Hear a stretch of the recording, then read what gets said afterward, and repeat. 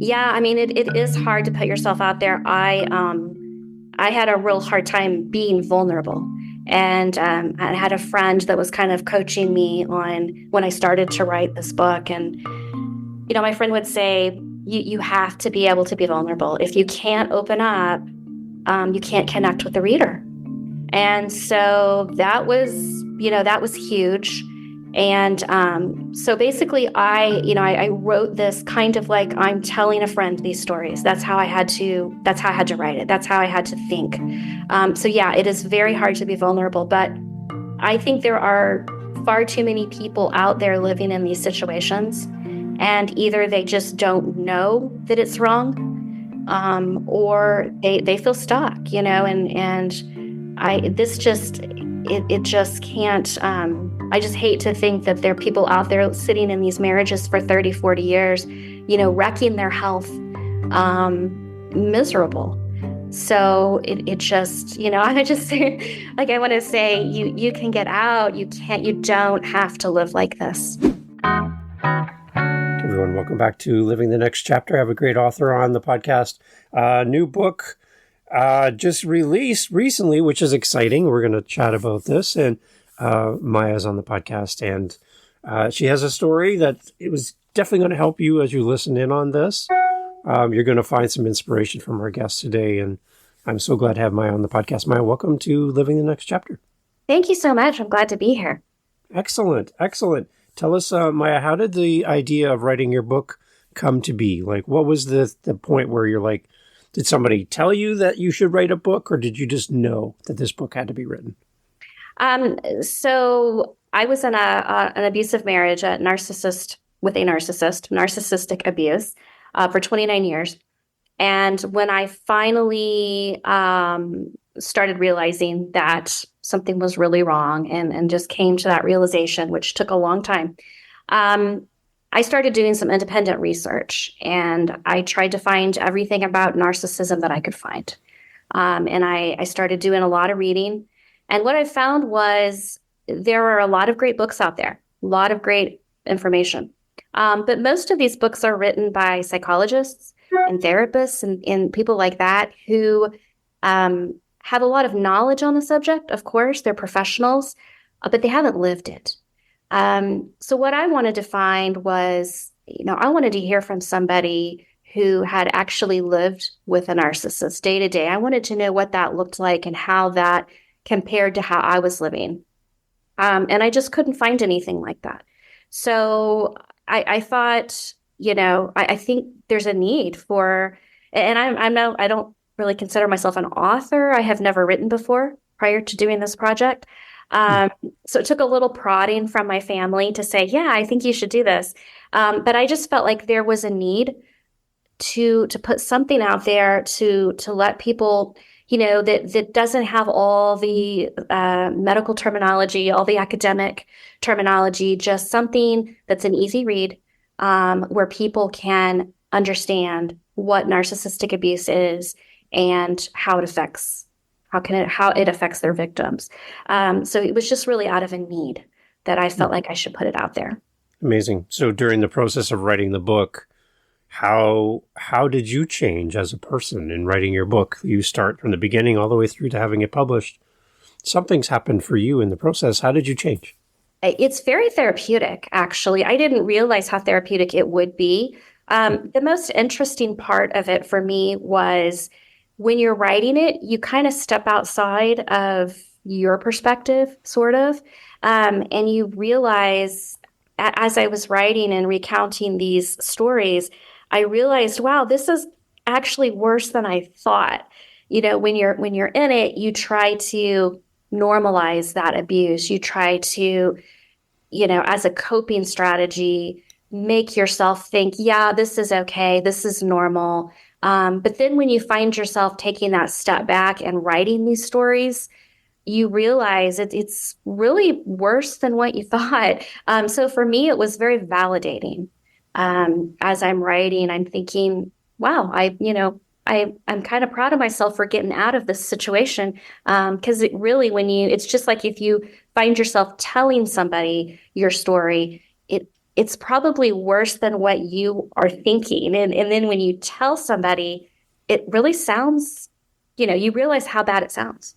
Yeah. So I found it validating, and I found it just very therapeutic in that something about being able to put these things down on paper, it sort of felt like it was taking a weight off of me. Almost like I don't need to hold on to this anymore because I put it down on paper and now it's out there and I can kind of let it go. I don't know if that makes sense, but Yeah. it did feel like a bit of a release. I think if you haven't told your story, it kind of lives in you.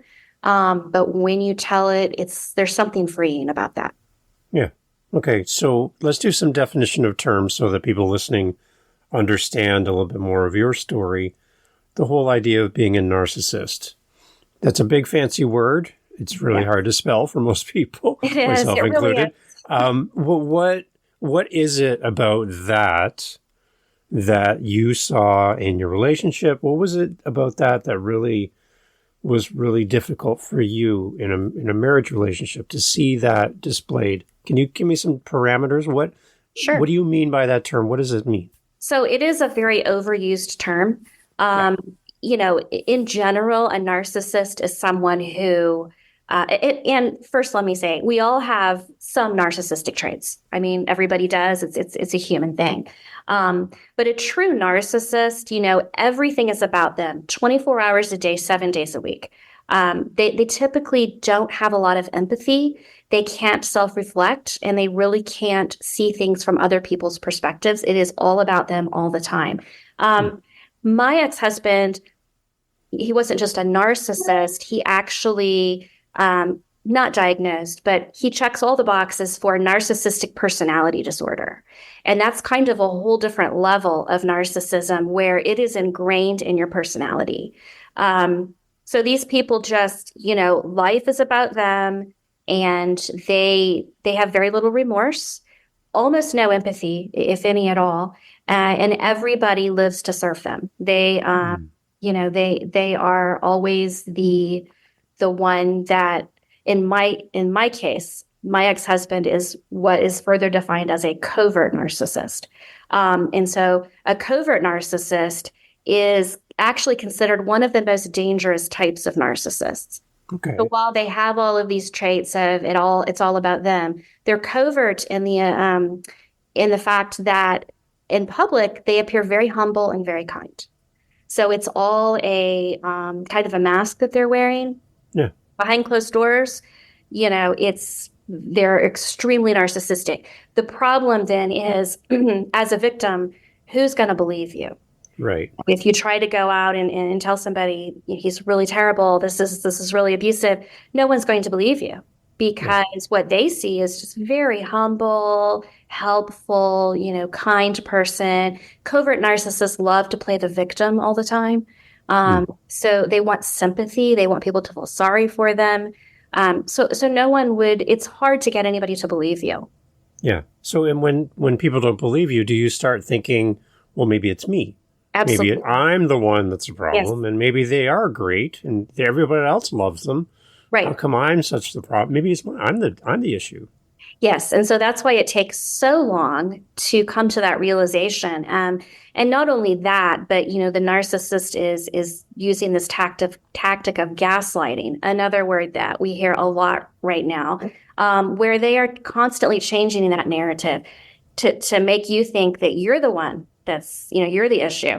You're the one that's too sensitive. If you bring up something they did, like, when you said that was very hurtful. And their response will almost always be, well, no, you're remembering that wrong. That's not how it happened. And you're too sensitive. And, you do start to think, well, I think it's me. And you get stuck in this cycle of, you're pretty sure it's you, and that's being reinforced every single day. So it's hard to break free from that. And then that's by no means a healthy relationship, right? No, at all. No, right. So now now there's loneliness comes in. We get into relationships with people to be with someone, not to be alone, right? Right. And narcissists typically, they don't form connections with people. They're not able to.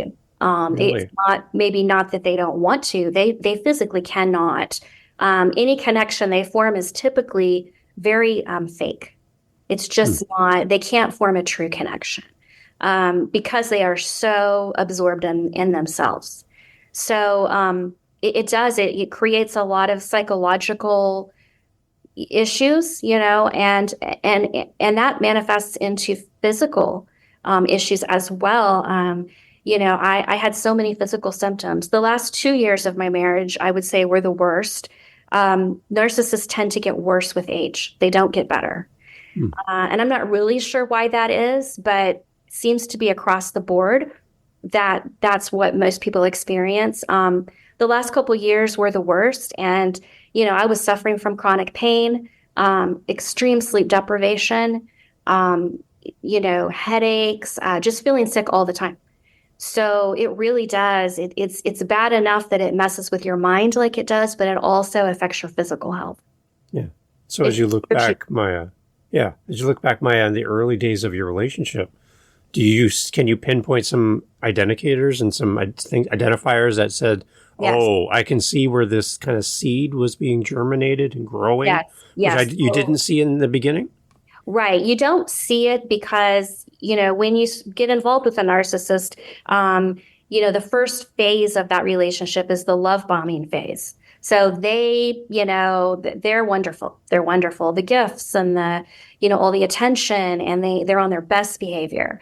Once they have you hooked, then it's a very slow process. It doesn't just get bad overnight. It's such a gradual thing that by the time you realize there's a problem, you are so far into it that you feel stuck. And that's where I was. But yeah, I think one of the things that really jumped out at me early on was if I was sick or, if I had the flu or something like that, rather than be sympathetic or, oh, I'm so sorry, you're feeling bad, what can I do to help? Instead, he would be angry. He was angry because this was an inconvenience to him. So everything is about how it affects them. And that was the first clue, I think, that I was like, wow, that doesn't seem right. But, you just keep plugging along and it's a snowball effect. Was there anybody that was trying to give you warning signals, Maya, in your family and friends? They kind of went, I know you don't want to hear this, but when I look at you and your relationship, there's something wrong, there's something off, and they tried to warn you in the early days? Yeah, I mean, not friends so much. I didn't have a lot of friends, and looking back, that probably was partly due to him. I think he probably didn't want me to have friends. Okay. He was extremely possessive of my time. Okay. He wanted 24/7 devoted to him. But yes, my parents definitely saw it. And it was put them in a difficult situation because they thought I was reasonably happy, at least in the beginning. So they kind of didn't want to interfere if, in my mind, it was all okay. They didn't like it. And as time went on, they did bring things up and try to talk to me. And my response 100% of the time was to defend him and cover for him and make excuses for him. So what happened was I started helping him with that mask he was wearing. I wanted to defend him and make people like him. So so my parents didn't get very far with that because I was so adamant that, no, you just happened to see him on a bad day. That's not how he always is. They knew better. So yeah, looking back, it was probably really difficult for them to watch some of that behavior and just his general attitude. But they were a little bit stuck. All they could do is kind of sit back and wait for me to figure it all out. So Maya, as we're talking about this, people have come to this episode because of the title of your book. They know of you as an author. They know about what you write about, or they just found the topic interesting and they're here. The beautiful thing about podcasting is that You can listen to a podcast and nobody knows what you're listening to right now. That's right. That's right. right. You could be listening to Ariana Grande, Justin Bieber, or Maya. Yeah. So in this moment, nobody knows what this person is listening to, and they've come here for a reason. They're coming for help. Yes. And nobody needs to know what we're talking about right now, but you can talk to that person in the privacy and the safety of a podcast and be able to speak to them directly into their life when they feel alone, scared, trapped, right? All of the things that you've described so far. Yes. And you can speak into them right now. So if I move out of the way for a few minutes, can you just talk to that person? Like they have their earphones on, they're listening to this. Sure. And they're hungry to hear more you to them directly, not through me, but directly to them. Yeah. What do you want to say to that person who's listening in the privacy and the security of a podcast right now? I guess the main point that I would like to convey to them is, you might feel stuck, but you're not stuck. There's always options. They may not be the best options, but there are always options. It's really easy to just think, this is the life that I chose. This is how it is, and just get complacent and decide you're just going to put up with it because it's just where you landed. But really, it doesn't have to be that way. You really can get out. And there are hurdles to jump through. Leaving a narcissist is a whole different ballgame than leaving a neurotypical person. But you absolutely can do it. It is possible. And there is, life on the other side. So that would be the main thing I would want to convey is, as stuck as you might feel, you're really not stuck. So what helped you to come to the decision that a change had to happen for you personally? What was it for you that kind of just stood up in front of you and said, okay, it's time to make a change? Like I say, narcissists don't get better. And that would be another point. Don't wait around and think that, well, if I just hang in there a few more years, something's going to change. This person's going to come to their senses and it's all going to be okay. It's not. I mean, I hate to sound so doom and gloom, but it just doesn't. It's not going to change. They don't change. So for me, he got, just orders of magnitude more controlling as time went on. And those last couple years, I was almost controlled to the point of, being told when I could sleep. Wow. And I was breaking down. I mean, my body, my physical body was breaking down under all the pressure that I was living under. And I don't know what prompted me, but, I just started doing a lot of reading and, go online and start Googling things like toxic relationships. And, because I was questioning whether or not this was abuse. I really didn't know. You think abuse is physical. And so I just didn't know if I could categorize what I was going through as abuse. And it was funny. I started going online and finding all these quizzes like, is your relationship toxic? And, are you being abused? And I started taking quizzes. And every single quiz that I took, it wasn't, yeah, maybe, or it might be a little bit toxic. It was all like, get out. So that was kind of what it was. It was that needing to be educated on what is abuse, what really is it? But another big thing for me was my ex-husband and I went to marriage counseling.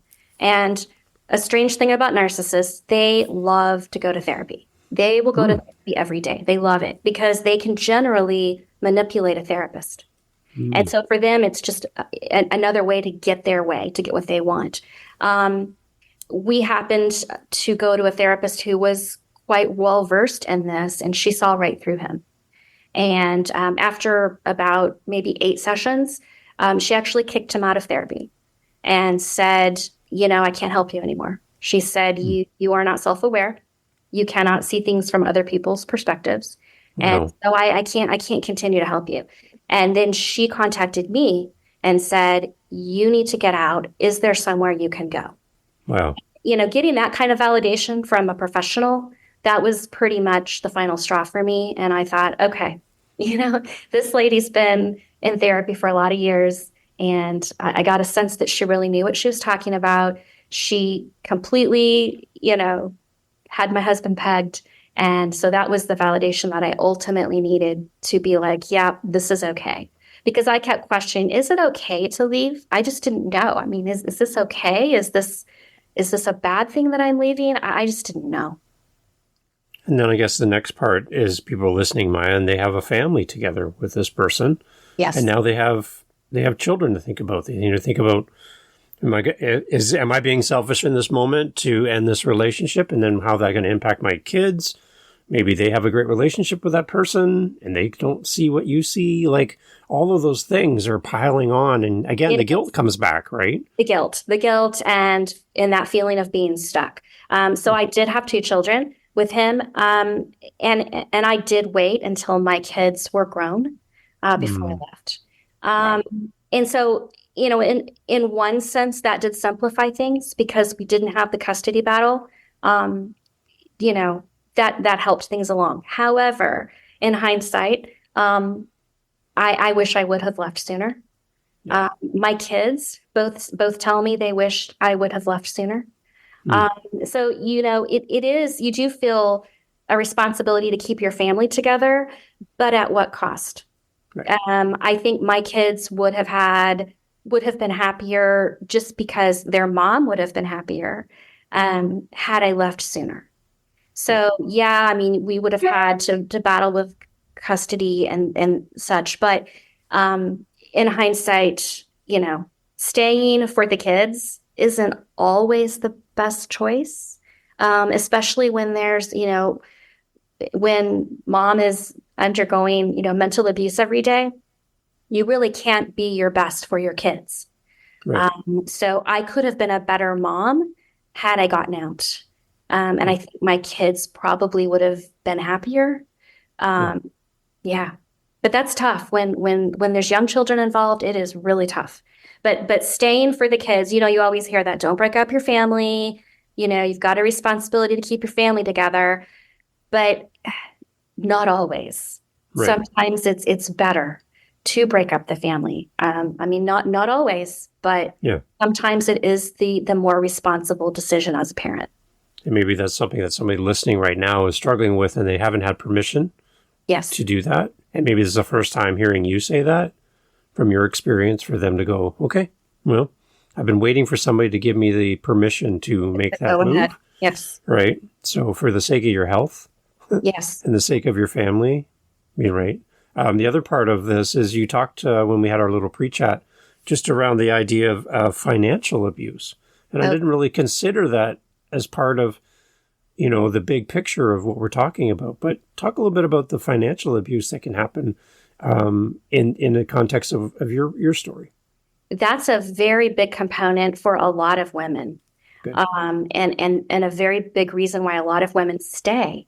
Because, if you're with a narcissist, the narcissist controls all the money. So it doesn't matter, how much money you have. It doesn't matter how big of a house you live in. If you don't have control of the money, of money, your hands are tied. So in my situation, I had my parents. So that part was easy for me. But for people that don't have that or don't have some sort of outside support, and a lot of spouses of narcissists don't have outside support because the narcissist makes it that way. But if they think they can keep you financially hooked, they've kind of got you. In my situation, if I hadn't had my parents, all I had, so my husband is a very wealthy man, but what I had was a debit card. And I could access the day-to-day checking account. And that was fine. It worked. No problem whatsoever. But he had a credit card and he had, all these other accounts and all these other avenues to get to his money that I couldn't touch. So day-to-day living, I bought whatever I wanted. I was good. But if I had said, I'm going to move out and I'm going to go get an apartment, there is no way I could have done that. I'm living in this big, beautiful home behind gates. Yet I couldn't access enough money to go get an apartment. I mean, think about what you need. You've got to have, proof of income and pay Yeah. stubs. And you've got to, and I didn't have any of that. And, I could have accessed enough money for a few nights in a hotel, but then what? What are you going to do? Yeah. So, yeah. And then once I did leave, once you've wronged a narcissist or denied them, they are finished with you. So suddenly that, little bank account that I had access to dried up really fast. Wow. And he didn't care if I had money to buy food or not. Did not matter to him whatsoever. So financial abuse is a huge thing. For me, though, getting back to what my options were, if I didn't have my parents, my only option upon leaving would have probably been to go to a shelter. Wow. I mean, which seems, Extreme. you're That's living in extreme. this Yeah. big, huge, beautiful home, and Yeah. then you're in a women's shelter. Yeah. That would have been my option. So, financial abuse is a big thing. Yeah. And Amazing. I just wasn't that involved in our finances. And I think a lot of women probably are like me, where they're, I just wasn't very involved. I didn't, I didn't pay a lot of attention. And Hmm. so it wasn't until after I left that I realized, oh, I don't have a credit card. I can't access these other accounts. And what am I going to do? So yeah, financial abuse is a huge problem. Yeah. As you mentioned, your kids wanted you to leave earlier. Had they known what they know now, your relationship with your kids, now that the book is out, now that they, you've been able to tell your story and share what you can, but what are your kids thinking of you now? How do they see you differently than when they were younger? There's got to be a change for you. There's definitely a change. They see me as much more easygoing, much more easygoing, and hopefully just more approachable. And they just sense that I'm happier and that I'm so much calmer, which, it affects them. And I think I just have a better relationship with my kids because I don't have that constant stress hanging over me. And my ex was very jealous of the kids. He was jealous of the time I spent with the kids. So it Wow. was constantly, he was pitting me against, basically making me choose. Is it me or is it them? That was tough. So they just see me so much happier now. And it makes them happier. And just all around, we all have a better relationship with each other. And Excellent. I think, we could have had not that we had a bad relationship. I mean, not that my kids and I ever had a bad relationship, but it just could have been so much better if I could have removed myself from, that horrific amount of stress and trauma that I was living under. So take us through the naming of your book. Take us through what your hopes and dreams are for the reader as they grab a copy and read it for the first time.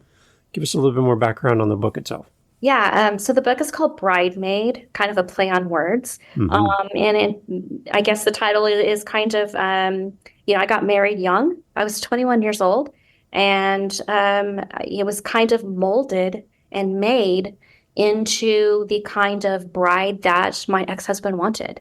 I was very naive coming into this marriage. I had come from a very idyllic childhood, no trauma. Just the world was great. People aren't bad. Mm-hmm. And I came into this marriage with that naive mindset. Yeah. Never dreaming that somebody could, be this cruel. It did not cross my mind. So yeah, I was just kind of made into the bride that he wanted. So that's kind of the name of the book. What I'm hoping people get from it, I just hope it will raise awareness about narcissistic abuse because they call it the white collar crime of domestic violence. And it really is, it's hidden abuse. I think a lot of people that are victims, nobody knows.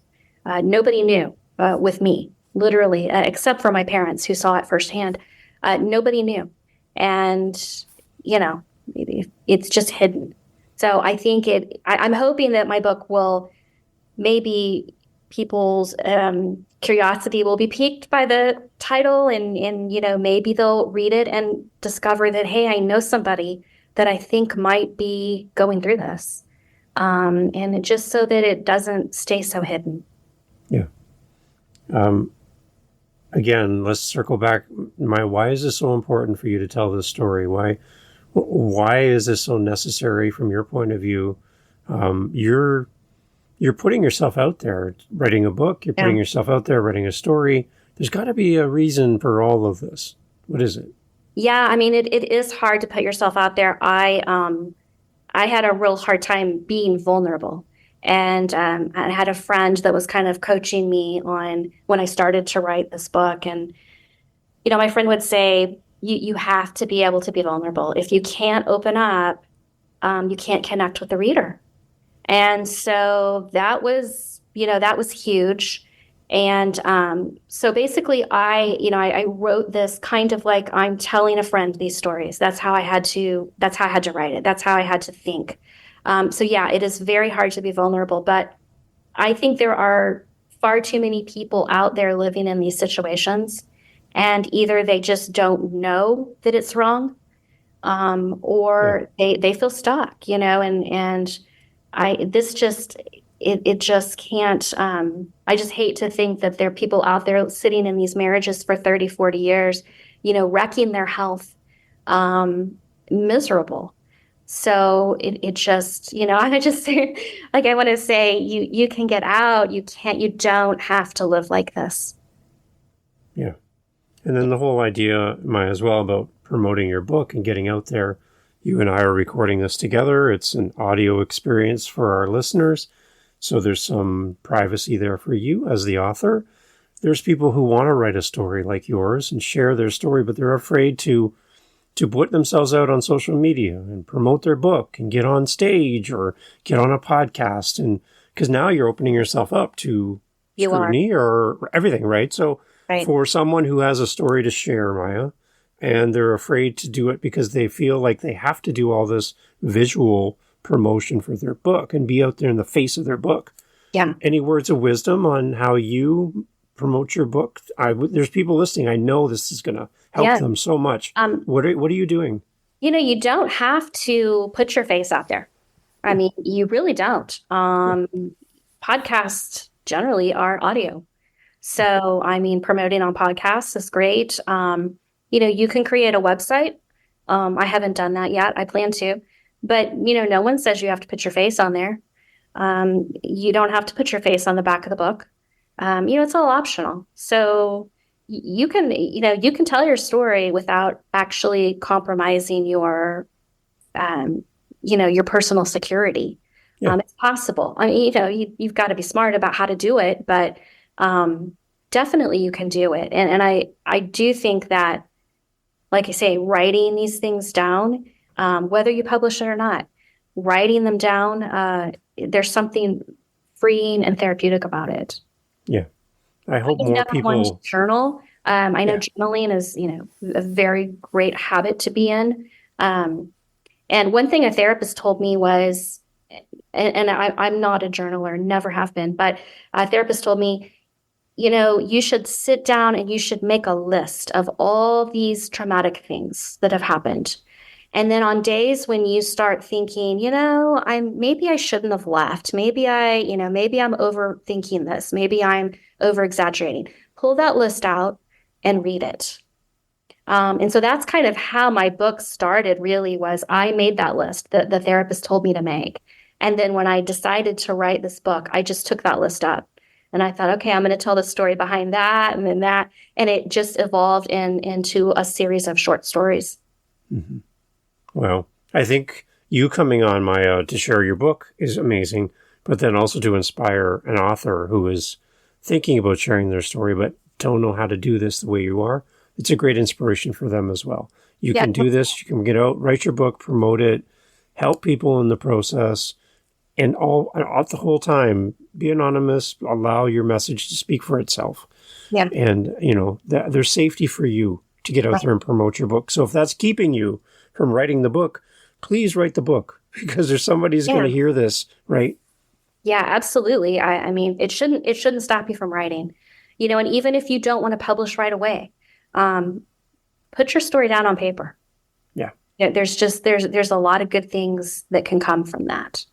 So I would encourage anybody to, and if you don't know where to start, just make a list. Yeah. Literally make a list. Yeah. So Maya, the book is available everywhere? Like we can buy it on all the online sites, or where can we get it? Yeah. Basically anywhere online books are sold. Amazon, Barnes & Noble, Target, Walmart, and it's available in paperback and ebook. Good.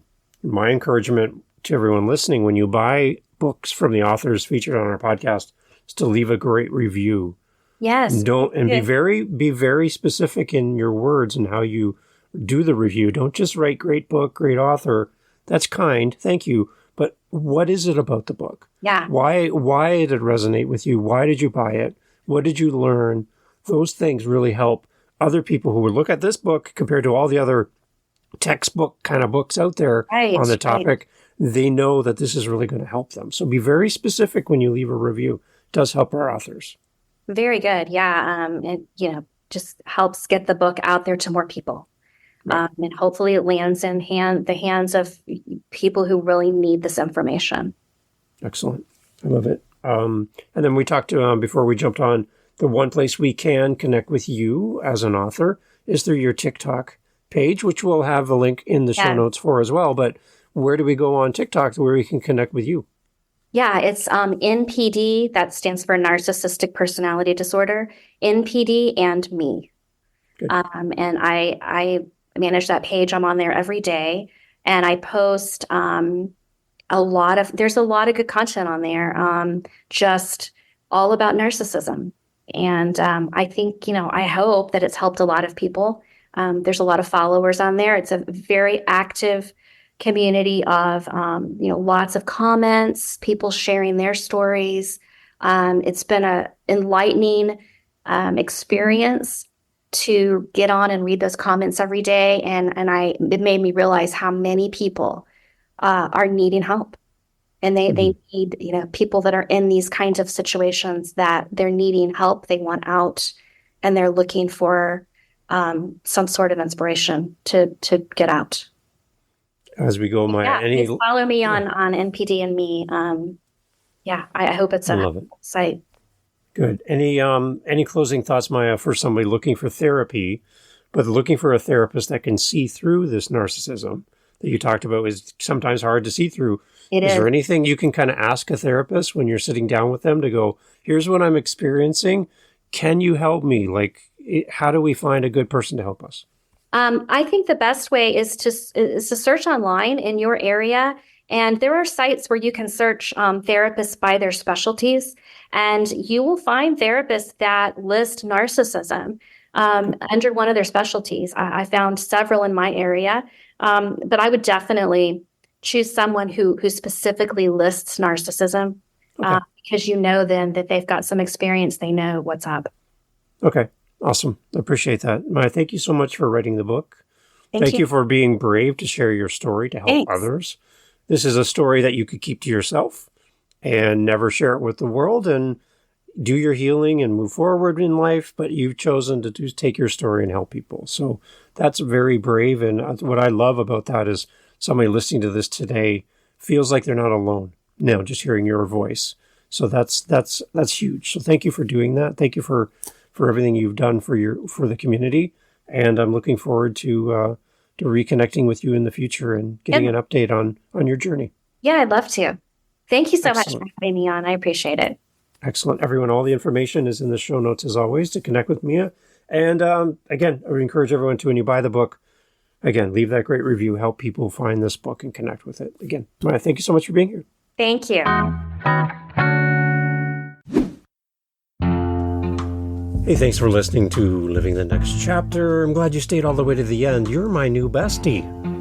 And the one thing I like to do with my besties is enjoy time together over a cup of coffee. Now, one thing missing in the equation is my coffee cup is empty. And what I would love if, after 390 plus episodes roughly, if you found any value in the podcast and you want to say, hey, Dave, do you need a refill of your coffee cup? I'm looking at it right now, and you know what? It's looking kind of sad. There's not much in the coffee cup. If you want to help support the podcast, I would love you forever as besties and celebrate coffee with you. You can celebrate and support the show at our website using our Buy Me a Coffee link. And all the money goes back into the podcast. And we also like to give it to other podcasters. So if you want to support the show, head over to livingthenextchapter.com and let's top it up. Thank you guys. Thanks for listening. Cheers.